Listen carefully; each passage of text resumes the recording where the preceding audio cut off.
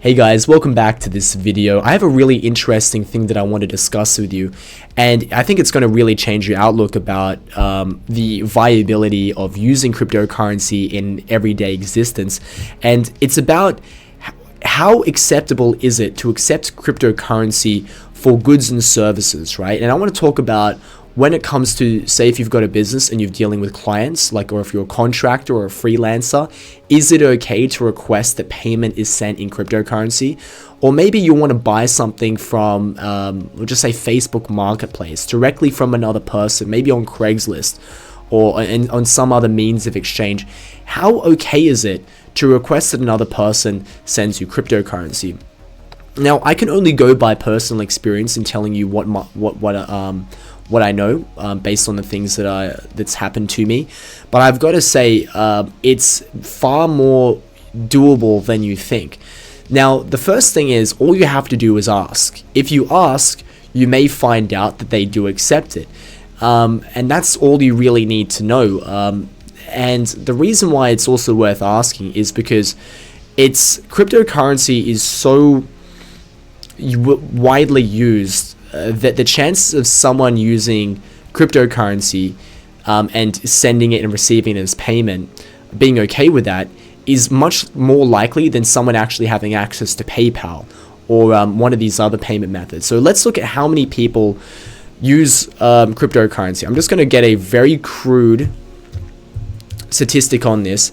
How many people in the world own crypto? And it's going to be some 420 million users. All right, you know what, let me just spin this around so you can get an idea for this. All right, 420 million users. Now let's ask, how many people in the world have a PayPal account? I mean, maybe it's more. Let's see. 435 million. Okay, so PayPal has a slight edge, but at the same time, especially when you're looking at like online vendors, like when you're dealing with people online, again, using Facebook Marketplace, PayPal is like a premier option for sending funds, right? So if PayPal is that likely to be used, cryptocurrency is also just as likely to be accepted. But why might it be more appropriate to ask if cryptocurrency can be sent or received? And that's because PayPal's got these damned fees, and they're really expensive. When someone sends funds on PayPal using a form of payment called goods and services, that's going to cost around 10%, which is just utterly absurd when you compare it to cryptocurrency, where you can send them Litecoin for zero fee, or you can send them USDT, TRC20 or BEP20 for maybe as little as 30 cents. The fees are so small, and let's also take into account, like, if you're going to deal on a larger international level, what's really interesting to note is that PayPal is used very much within the Western world. It's used less in other countries, just because there's various complications. Like, to set up a PayPal account is a pain in the butt depending on where you're from, and even if you're from like a first world country, that can just be annoying. Like, I think it's changed now recently. Apparently, like, if you just start a PayPal account and you receive funds to it, those funds just can suddenly get frozen for like 24 hours until you send all these various KYC documents to PayPal. And that's just a standard mode of business, right? And the reason why I keep picking on PayPal is because PayPal is probably the most used way of like sending payments to someone digitally online, more than anything else. So it's not even really worth talking about TransferWise or Revolut or all these other ones, because I think PayPal is the main behemoth, and cryptocurrency is used just as much as PayPal, and all these people around the world are much more likely to have access to cryptocurrency than PayPal. PayPal is just an absolute pain in the ass to use. So you might as well just ask the person that you're dealing with, do you accept cryptocurrency, right? I think it's much more likely that they'll say yes than PayPal, especially if they understand what's at stake. So what about when it comes to more serious things, like not just buying stuff? Like, what about clients? Well, it really depends on the kind of niche that you're working in. And it also depends on where the people you're sending the funds are from.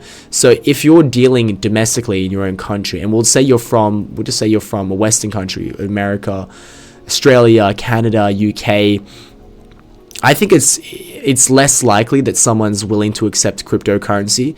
But where I'm coming from personally is like I do a lot of international business. I have a lot of people that work for me, people to do contracting work, and these are people from different countries around the world. And especially from people that are from like Philippines, Pakistan, Malaysia, places where, certain outsourced jobs are done cheaply. And I find that 100% of these people are totally fine with accepting cryptocurrency. And let me tell you a really quick story, and it's about Fiverr. So I met a lot of people that I do contracting work with from Fiverr. These are people that work for me doing contracting work, and my goal was always to just get them off Fiverr because I hate that platform and it takes so much money from the buyer and the seller. 20% is added on to the end value of the price, and on top of that, when they withdraw funds, it costs them money every time they do it. So my goal was always to get them off Fiverr and get them onto another. I just wanted to get them on a normal instant messaging app. And the first thing I'll ask them is like, can I send you cryptocurrency instead?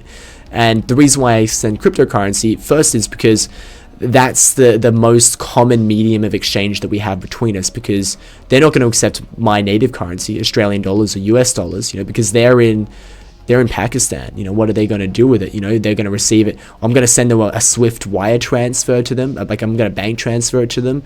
Maybe I might send it to them via PayPal, where we're going to both get shaken down by PayPal for like 10%.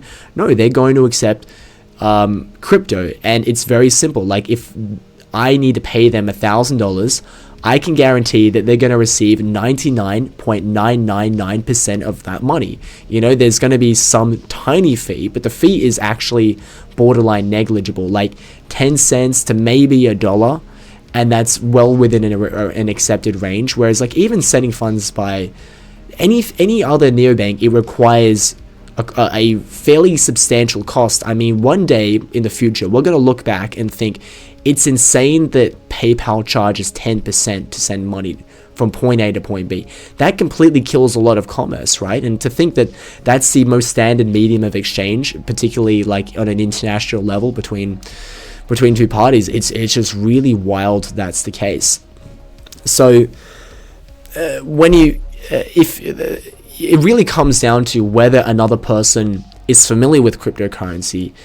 And if they're familiar with cryptocurrency, it's almost certain they'll accept cryptocurrency because they understand the implications. If they're in business, they understand how much money is being taken from them when they accept PayPal funds. Or maybe they're using something like Revolut or TransferWise, right? And they have to transfer from one currency into another, and maybe they have to withdraw their funds into their bank account. And then their bank account maybe also has to charge them a number of fees. And I'm not advocating for anything illegal, but maybe that person is from a particular country and the tax rate is like 70% for their particular activities, right? Again, I'm not advocating that people don't pay tax, but it's like when you're dealing with people internationally, they all got their own unique situation going on. And so maybe someone just doesn't want to pay 70% of his income in tax, right? And he just wants to accept cryptocurrency, hodl it, and then maybe find another way to offboard it into cash, So